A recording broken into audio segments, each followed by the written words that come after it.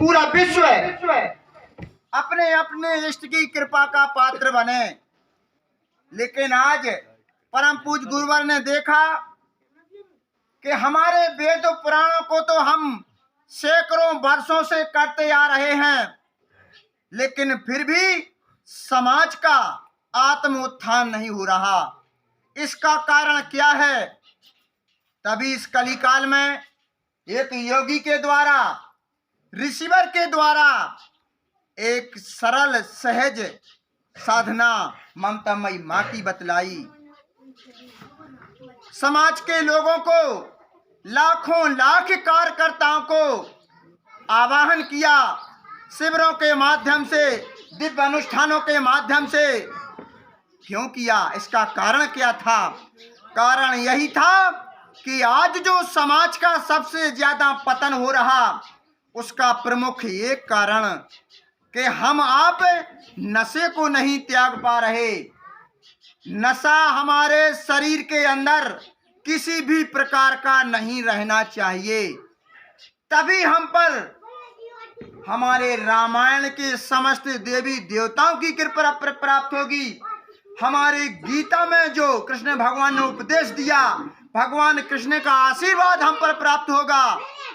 और तभी हम जो दिव्य अनुष्ठान करते हैं, जैसे आज साधना क्रम किया, हमारे ऊपर माँ की कृपा तभी बरसेगी जब हम पूर्णतः नशे मास से मुक्त चरित्रवान जीवन जीते हुए अपने अपने घरों में या सामूहिक रूप से इन दिव्य अनुष्ठानों को करेंगे। तभी मानव का कल्याण हो सकता है। इसलिए परम पूज्य गुरुवर श्री शक्ति पुत्र जी सतगुरुदेव भगवान ने हमें सरल सहज साधना प्रदान की कि माँ की आराधना साधना करने से 33 करोड़ देवी देवताओं की साधना एक साथ हो जाती है। मैं रामायण और वेद पुराणों का उल्लंघन नहीं परम पूज्य गुरुदेव भगवान कहते, लेकिन कहते हैं कि जो कुछ उसमें लिखा है, अरे रामायण की एक चौपाई में समाज का कल्याण हो सकता है। नशे मास से मुक्त होकर के, जैसे उसमें लिखा, परहित धर्म सरस नहीं भाई, पर पीड़ा सो नहीं अजमाई। अगर हम रामायण की एक चौपाई के अनुसार अपने आप को ढाल लेंगे तो समाज का कल्याण हो जाएगा, अपने आप का कल्याण हो जाएगा और पूरे विश्व का कल्याण हो सकता है। यही सत्य धर्म की यात्रा परम पूज्य गुरुवर श्री के द्वारा आज लाखों लाख कार्यकर्ताओं के द्वारा एवं 3 त्रिवेणियों के माध्यम से समाज को जगाने का प्रयास किया जा रहा है।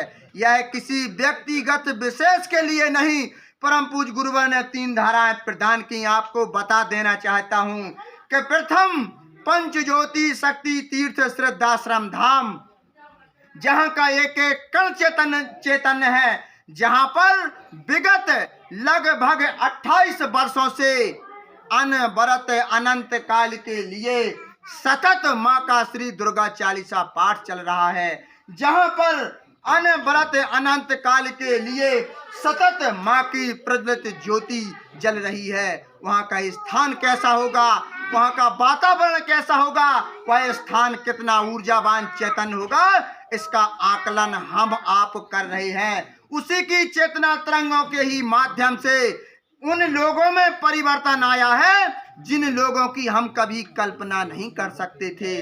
आज देखें, जो